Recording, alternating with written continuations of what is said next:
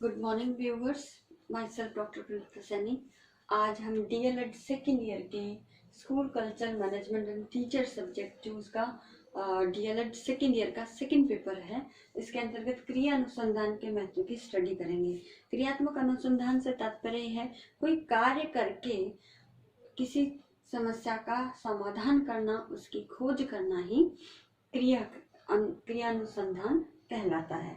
अब क्रिया अनुसंधान का जो विकास है वो स्टेफन एम कॉरी ने किया था, तो वही उसके प्रवर्तक है जिन्होंने शिक्षा के क्षेत्र में क्रिया अनुसंधान का उपयोग किया। और शिक्षा के संदर्भ क्षेत्र में विभिन्न प्रकार के एरिया है, चाहे वो शिक्षण विधियां हैं, पाठ्यचर्या है, नवाचारों से संबंधित है, मूल्यांकन से संबंधित, विद्यालय प्रबंधन से संबंधित है, टीचर की अपनी एफिकेसी, अपनी कॉम्पिटेंसी से संबंधित है, टीचिंग स्किल से संबंधित है। तो ये सारे जो भी छोटे छोटे एरियाज है शिक्षा के क्षेत्र में, और स्पेशली हम इसे अगर जो ट्रेनीज है उसके संदर्भ में देखें तो ट्रेनीज के लिए भी इन क्षेत्रों का इम्पोर्टेंट रोल होता है। इन एरिया में ही उसे अपनी प्रोफिशिएंसी को बढ़ाना होता है, तो भी वह एक अच्छा शिक्षक बन सकता है। तो क्रियात्मक अनुसंधान के द्वारा कोई भी शिक्षक, प्रबंधक या संस्था प्रधान है, वो अपनी कार्य कुशलता में वृद्धि कर सकता है। और कार्य कुशलता में जब वृद्धि होती है तो शिक्षा से जुड़ा हुआ कोई भी कार्य है वो क्वालिटी वाला होता है। तो इस प्रकार आज हम क्रियात्मक अनुसंधान की जो इम्पोर्टेंस है उसे कुछ पॉइंट्स में देखेंगे।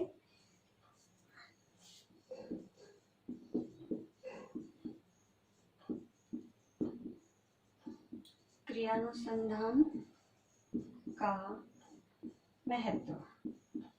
अब क्रियात्मक अनुसंधान का जो महत्व है, इसके अंदर सबसे पहला है कि प्रजातांत्रिक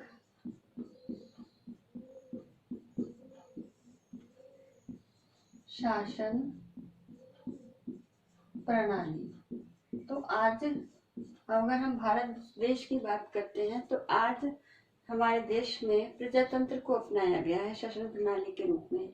तो हर व्यक्ति को अपने कार्य क्षेत्र में स्वतंत्रता और समानता का अधिकार है।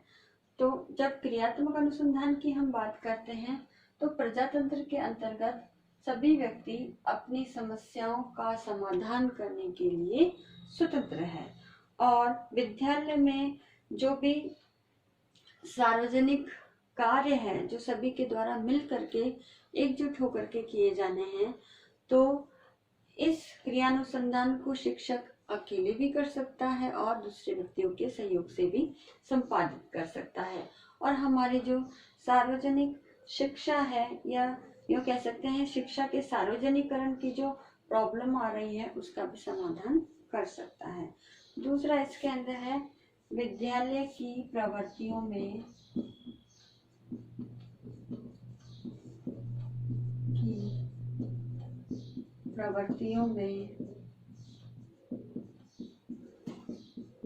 विज्ञान सम्मत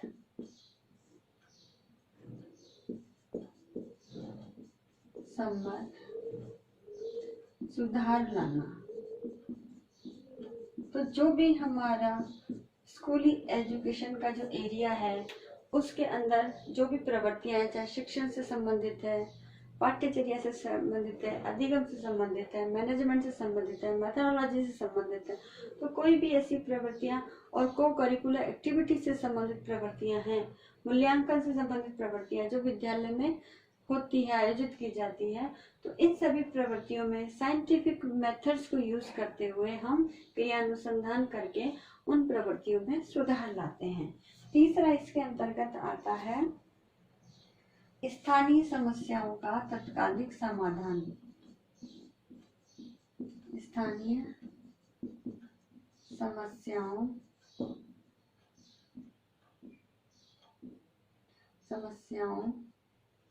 का तात्कालिक समाधान।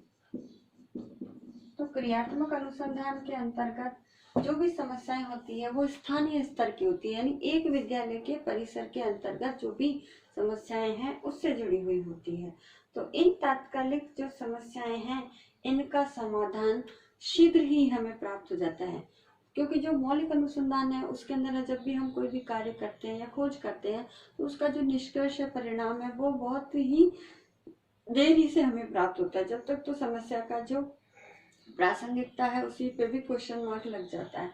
लेकिन क्रियात्मक अनुसंधान में जो अनुसंधान है वो विद्यालय स्तर पे आयोजित किया जाता है, और विद्यालय स्तर पे आयोजित होने के कारण जो विद्यालय स्तर की जो तात्कालिक वर्तमान समय की जो समस्याएं हैं उसी पर फोकस करता है और उसी का समाधान करने का प्रयास करता है। इसके पश्चात है शिक्षा के क्षेत्र में परिवर्तन।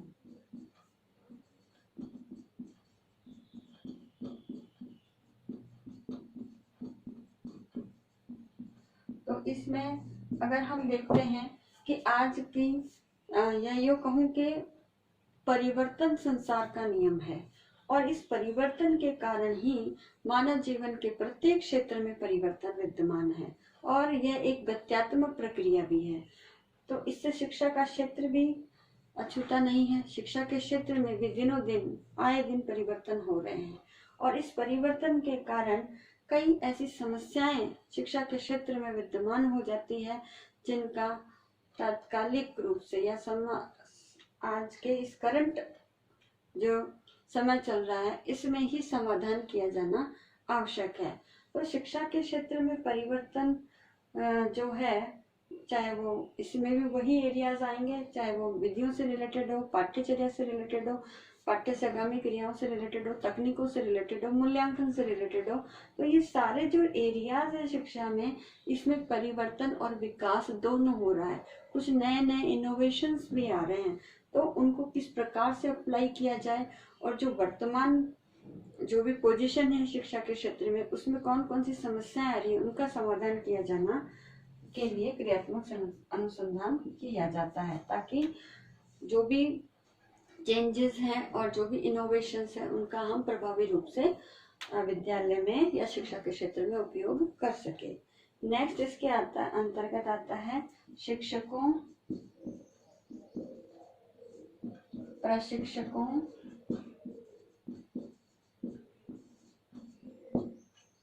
प्रबंधकों,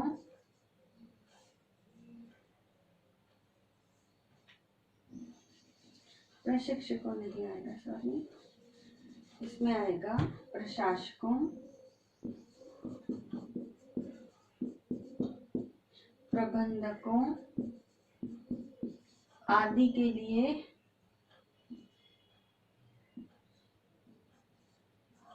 हेतु उपयोगी। तो ये जो क्रियात्मक अनुसंधान है ये इन सब के लिए उपयोगी है, क्योंकि इसे कोई भी अप्लाई करके अपनी जो तत्कालीन समस्याएं हैं उसका समाधान कर सकता है। चाहे वो शिक्षक है, शिक्षक से जुड़ी हुई शिक्षण विधियों को अप्लाई करना है, प्लानिंग से रिलेटेड है, मूल्यांकन से रिलेटेड है, टीचिंग लर्निंग प्रोसेस से रिलेटेड है, अधिगम से रिलेटेड है, तो इन सभी समस्याओं का समाधान कर सकते। प्रशासक है, किस प्रकार एक हेल्दी एनवायरनमेंट क्रिएट किया जाए, आपसी जो रिलेशन हो किस प्रकार से एक तरह से सहानुभूतिपूर्ण मित्र पूर्वक व्यवहार करने वाले हो, या जो भी कठिनाइयां उसके संदर्भ में प्रशासन के संबंध में, लीडरशिप के संदर्भ में आ रही है, संसाधनों के संदर्भ में आ रही है, उन समस्याओं का समाधान कर सकता है। प्रबंधकों के संदर्भ में किस प्रकार से स्कूली एजुकेशन का मैनेजमेंट करना है, कोऑर्डिनेशन किस प्रकार का होना चाहिए, स्टाफ वगैरह से रिलेटेड जो भी प्रॉब्लम्स है उन सब के लिए क्रियात्मक अनुसंधान उपयोगी है। फिर लास्ट है इसमें परिणामों को लागू करने के लिए या लागू करने हेतु किसी अन्य व्यक्ति पर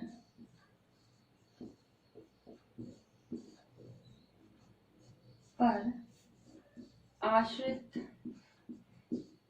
नहीं। तो इसके अंदर जो भी ये जो प्रबंधक है, शिक्षक है, प्रशासक है, ये जो भी क्रियात्मक अनुसंधान कर रहे हैं और अनुसंधान करने के बाद जो निष्कर्ष या परिणाम उन्हें प्राप्त होते हैं, उसको अप्लाई करने के लिए किसी की परमिशन की भी आवश्यकता नहीं होती। ये व्यक्ति अपने स्तर पर स्वयं ही उन परिणामों को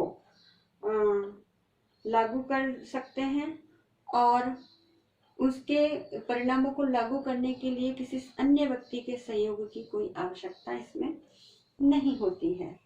और नेक्स्ट इसके अंतर्गत आता है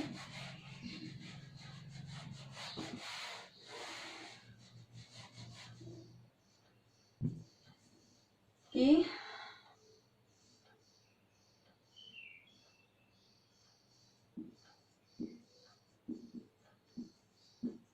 सुधार करने वाले व्यक्ति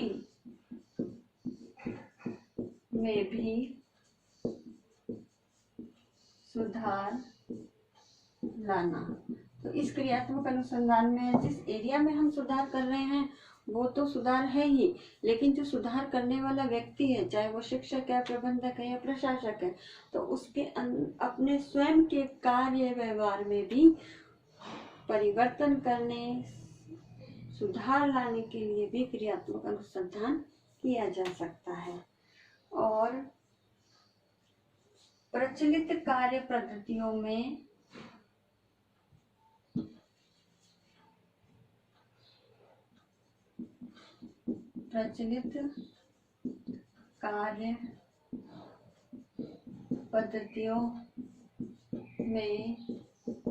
सुधार लाना।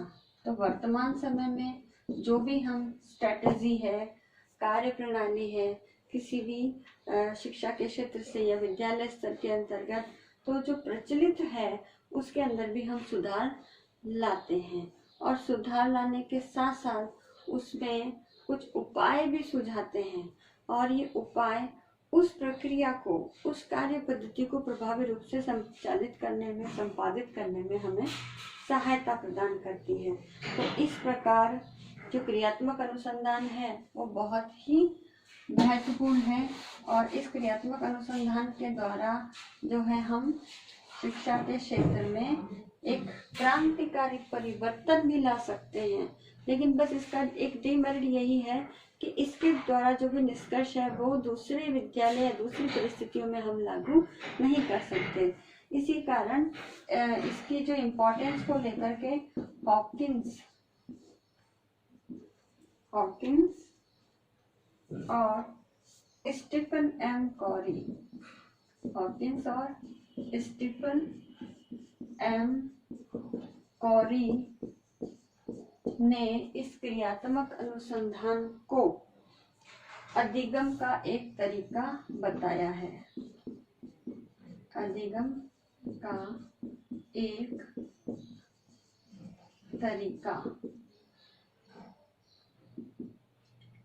तरीका बताया है। तो आज के इस वीडियो में हमने क्रियात्मक अनुसंधान के इम्पोर्टेंस के बारे में स्टडी की। आज का जो असाइनमेंट है वो इस प्रकार है। इस असाइनमेंट में आपको एक क्वेश्चन दिया जाता है कि क्रियानुसंधान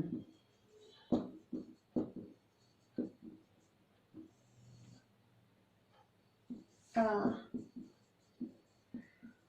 महत्व बताइए। तो आपको दिए गए वीडियो में जो भी कंटेंट नॉलेज दी गई उसके आधार पर आपको इसका इम्पोर्टेंस लिखना है। इस कोरोना महामारी के दौर में आप अपने घर में रहिए, सुरक्षित रहिए, घर से आवश्यक हो तो ही बाहर निकलिए। आई होप ये वीडियो आपके लिए यूजफुल होगा। So thank you.